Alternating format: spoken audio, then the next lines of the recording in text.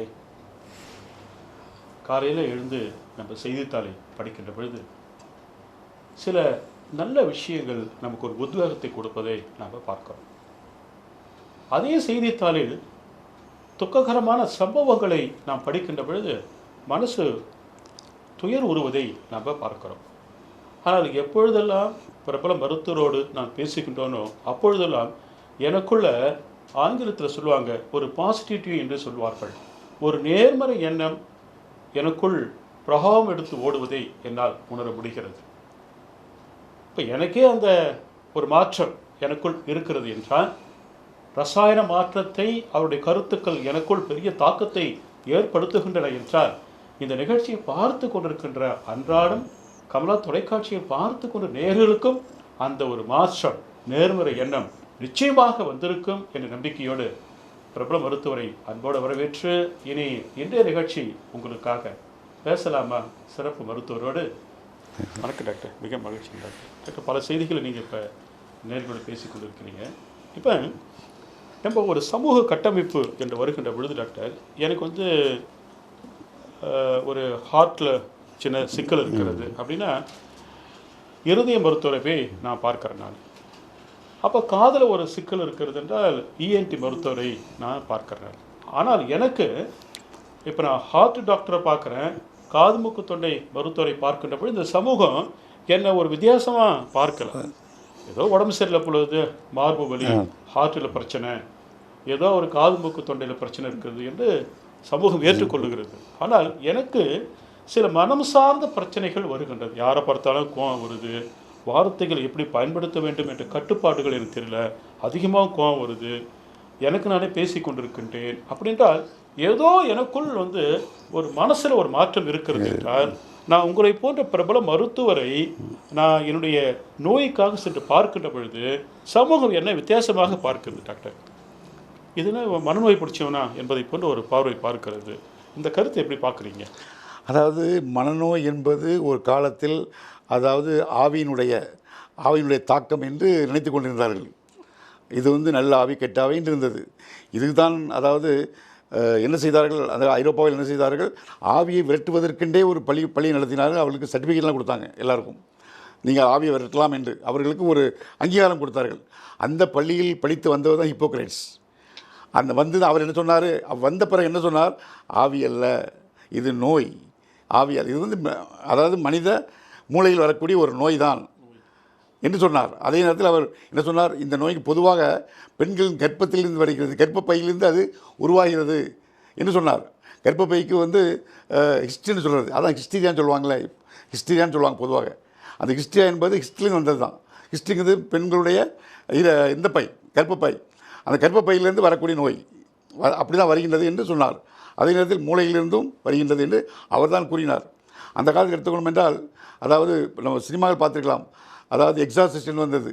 அது பேய் ஓட்டுறவர்களை அவர்களுக்கு எக்ஸாசிஸ்ட் என்று பெயர், அந்த டெக்னிக்கு பேர் எக்ஸாசிசம் என்று பெயர். பேய்களை ஓட்டுவார்கள். அப்போ என்ன பண்ணினார்கள், கபாலத்தை வெட்டினார்கள். மனிதனுடைய கபாலம் இருக்கின்றதை மூளை, தலையை ஓப்பன் பண்ணி கெட்டாவி வெளியே போய்விடும் என்று ஓப்பன் பண்ணி வைத்தார்கள்.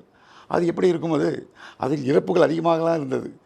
ஸோ என்ன செய்கின்றது, அந்த காலத்திலிருந்தே மனித மனதில் என்ன செய்கின்றது, ஒரு ஆவி என்று அது பூந்து விட்டது. இதெல்லாம் என்ன செய்கின்றார்கள், மனம் நோய் வந்துவிட்டால் அவர்கள் என்ன செய்கிறார், மனநல மருத்துவரிடம் போய் காட்டுவதற்கு வெட்கப்படுகின்றார்கள். ஸ்டிக்மா, இதுதான் அதிகப்படியான பெயர்களை வைத்தியம் பண்ண முடியாமல், சிகிச்சை பண்ண முடியாமல் தவிர்க்கின்றது.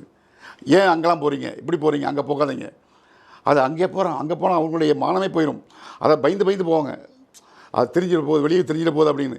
எதையுமே வெளியே தெரியாமல் மறைத்தவன் மேலே அது புறையோறிவிடும். அது வெளியே தெரிஞ்சாதான் அது நல்லது. ஏன் இன்று குடிநோயை ஒரு நோய் என்று சொல்கின்றார்கள். அப்பொழுதுதான் நோய் என்றால் அது நான் பொறுப்பல்ல என்று பெயர், இல்லை என்றால் நான் தான் பொறுப்பு என்ற இதாயிரும். இது நம்ம ஒரு ஒழுக்கமோ நடத்தையிலே அதை கொண்டு வந்தோம் என்றால் அதுக்கு நான் தான் பொறுப்பு என்று ஆகிவிடும். இது நோய் என்று என்றால் அது நோயோட பொறுப்பு, நாம் அதுக்கு ரெஸ்பான்சிபிள் இல்லை, அதுதான் நோய். அப்படி என்பது நீங்கள் மருத்துவரிடம் செல்லலாம். மற்ற நோய்களைப் போல உடல்வலி இருக்கின்றது, ஹார்ட் இருக்கின்றது, அதுபோல் மனம் ஒன்று இருக்கின்றது, அதுவும் ஒரு பார்ட் தான், உடலிலும் ஒரு பார்ட். அந்த நோய்க்கு போக வேண்டியதான். அதனால தான் இப்பொழுது என்ன செய்கின்றார் என்றால், அந்த மனநலத்தை டென்டல் ஓபியில் வைத்திருக்கிறார்கள். அது ஜென்ரல் ஹாஸ்பிட்டல் முன்னெல்லாம் அப்படி இல்லை. மனநோய்க்கென்று மனநல ஆஸ்பத்திரி தனியாக இருந்தது, ஒதுக்கி வச்சுருப்பாங்க மனநல டிபார்ட்மெண்ட் என்று. தனியாக மருத்துவமனைகள் இருந்தது. அப்படியெல்லாம் இருக்கக்கூடாது. இதுவும் உடலில் ஒரு பகுதி தான், ஒரு உறுப்பு தான் மனமும். ஆகவே இது ஜென்ரல் ஹாஸ்பிட்டல் தான் இருக்க வேண்டும் என்று இப்பொழுது எல்லாமே ஜென்ரல் ஹாஸ்பிட்டல் தான் இருக்கின்றது. ரொம்ப அற்புதமான கருத்து டாக்டர். இப்போ ஜென்ரல் மெடிசனில் அங்கேயே கொண்டு வந்துட்டாங்க. இது ஒரு பார்ட், இது ஒரு ஒரு நோய் மாதிரி தான். கை கால் இருக்கு, அதுபோல் இதுபோல் ஒன்று என்று தான் கொண்டு வந்து இப்பொழுது பிஹெச்சியில் இருக்கின்றது, தாலுக்கா ஹாஸ்பிட்டல் இருக்கின்றது, அதாவது ஆரம்ப சுகாதார நிலையத்தில் வந்துவிட்டது மனநலம். அதெல்லாம் இங்கே வந்து மனநோயாக இருப்பார், இங்கே குடல் டாக்டர், ஹார்ட் டாக்டர்லாம் வரிசையாக இருப்பாங்க. சூப்பர். தனியாக வைக்கவில்லை. இதுபோல தான் இப்படி மக்களுக்கு அந்த விழிப்புணர்வை கொண்டு வர வேண்டும் என்பது தான் இன்று அதை நடைமுறைப்படுத்தி கொண்டிருக்கின்றது அரசாங்கம். அது வெற்றியும் கண்டு கொண்டிருக்கின்றார்கள். நன்றி டாக்டர். அப்போ இந்த நிகழ்ச்சி வந்து டாக்டர் என்ன சொல்கிறாங்கன்னா, உங்களுக்கு வந்து காது மூக்கு தொண்டை இதயம் தொடர்பாக, கண் தொடர்பாக, கால் தொடர்பாக பிரச்சனைகள் எப்படி இருக்கிறதோ அதே போல தான் மனம் தொடர்பான பிரச்சனைகள், மன அழுத்தம் இருக்கும், கோபம் இருக்கும். சில பேர் இரவில் தூங்க மாட்டாங்க, தங்களுக்கு தாங்களே பேசி கொண்டிருப்பார்கள். சில பேர் இந்த மனிதர்களை பார்க்கின்ற பொழுது வெறுத்து ஒதுங்கி செல்லுகின்ற அளவுக்கு இருப்பாங்க. சில பேர் தங்களுக்கு தாங்களே சிரித்து கொள்வார்கள், தங்களுக்கு தாங்களே பேசிக்கொண்டு சாலைகளை செல்வதை பார்க்குறேன். டாக்டர் என்ன சொல்கிறாங்க, ஒரு பாசிட்டிவான கருத்து, எப்படி காதில் ஒரு பிரச்சனை வருது, கண்ணில் பிரச்சனை வருதோ அதே போல் உங்களுக்கு உடலில் வரக்கூடிய ஒரு பிரச்சனையாகத்தான் மனநோய், மன பிரச்சனைகளை நீங்கள் பார்க்க வேண்டும். அதுக்காக தயக்கப்படாமல் மனம் சார்ந்த மருத்துவர்களை தொடக்கத்திலே நீங்கள் பார்க்க ஆரம்பிச்சிங்கன்னா வீரியம் குறையாது. அந்த வீரியம் வந்து அதிகமாகாமல் உங்களால் பார்த்து கொள்ள முடியும். அதனால் சமூகத்திற்கோ உறவுக்கோ தயக்கப்படாமல் மனம் சார்ந்த பிரச்சனைகள் இருக்கிறதே எனக்கு தெரிய வந்ததுன்னா நீங்களும் அது உறவுக்காரங்களோ உடனே மனநல மருத்துவரை பாருங்கள் என்று பாசிட்டிவான கருத்து சொல்லியிருக்கிறாங்க. நன்றியை தெரிவித்துக்கொண்டு இந்த மனநலத்தில் சேரும் பொழுது இவ்வளோ வந்து விட்டோம், நாம் இவ்வளோ தூரம் பயணித்து விட்டோம். ஆனால் இன்னும் கொஞ்சம் இருக்கின்றது. என்னவென்றால் இப்போ திருமணம் இருக்கின்றது, திருமணத்தில் விவாகரம் இருக்கின்றது, பிரச்சனைகள் வருகின்றது. இதை யார் சமாளிப்பது, இதை எப்படி பண்ணுவது, இதை நோய் என்று சொல்வதா இல்லை பிரச்சனை என்று சொல்வதா? இப்போ அங்கே வந்து நிற்குது. இப்போ நம்ம நிற்க வருகிற நம்ம நாளைக்கு இந்த டாப்பிக்கில் பேசுகிறேன் டாக்டர். கண்டிப்பாக. நன்றி டாக்டர். மீண்டும் சந்திக்கலாம். நன்றி, வணக்கம்.